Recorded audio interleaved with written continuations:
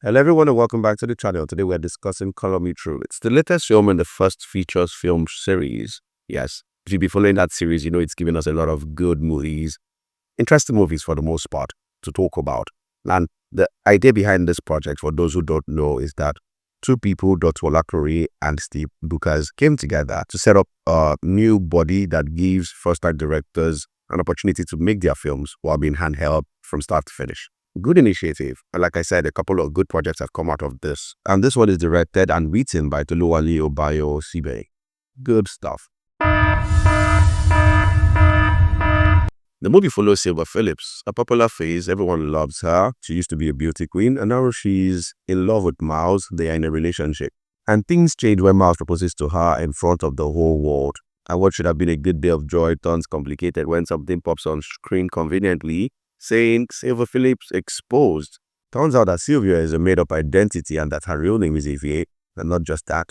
She's an orphan, raised in an orphanage, with a very fabricated past.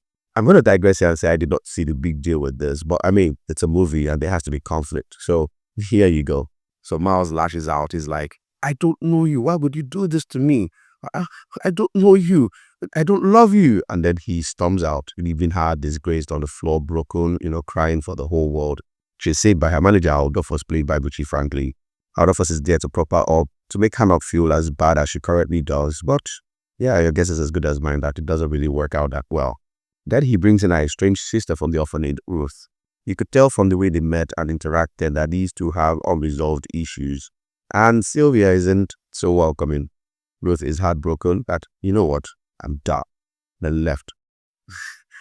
For the sake of tension, I guess, because what happens next is pretty much funny.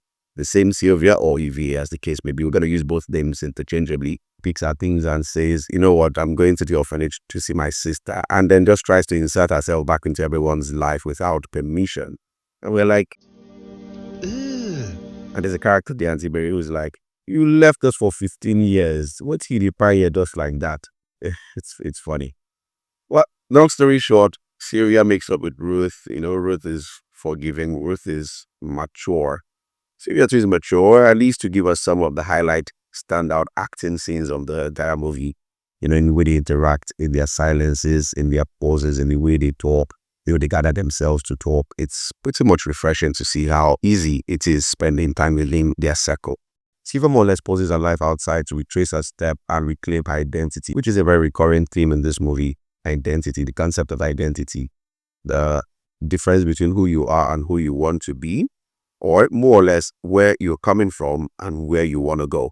There's Evie, which is her true past, Evie the orphan girl, and then there's Sylvia, the character she has carved for herself in Nigeria's entertainment scene. And then when these two clash, how do you resolve it? Who then truly are you at your core? Those are the lofty ideas I believe Color Me True was hoping to go for. To a large extent, it starts out right in trying to achieve this. But somewhere within the middle, I think it sort of loses track of what it wanted to be.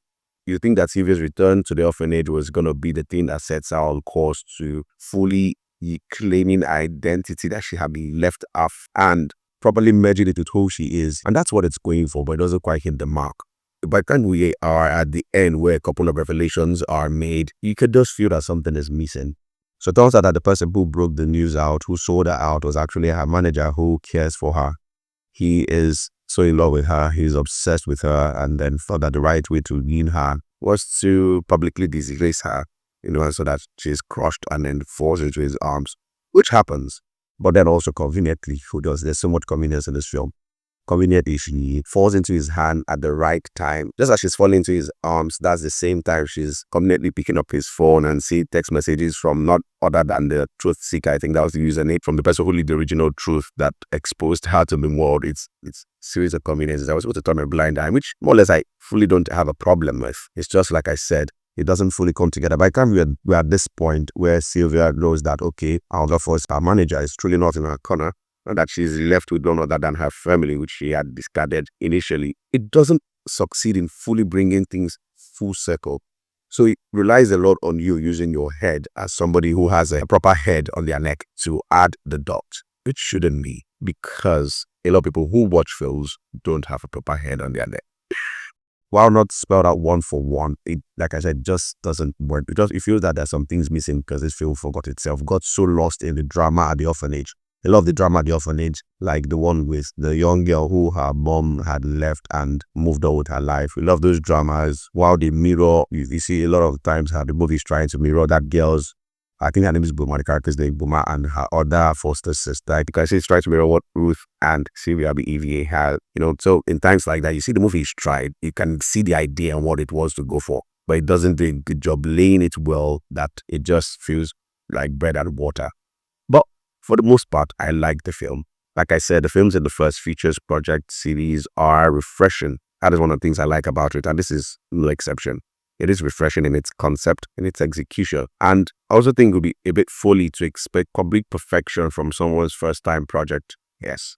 Generally, I've been very, very lax with how I look at or how I judge these films. I see the potential and I appreciate it for having the potential. But still, I always talk about where it had lapses.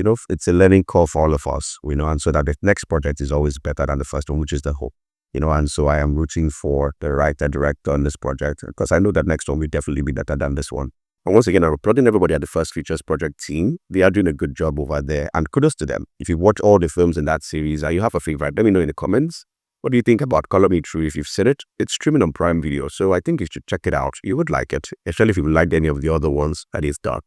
What about your thoughts? Let me know in the comments. Like, share, subscribe, and as always, I'll see you in the next video.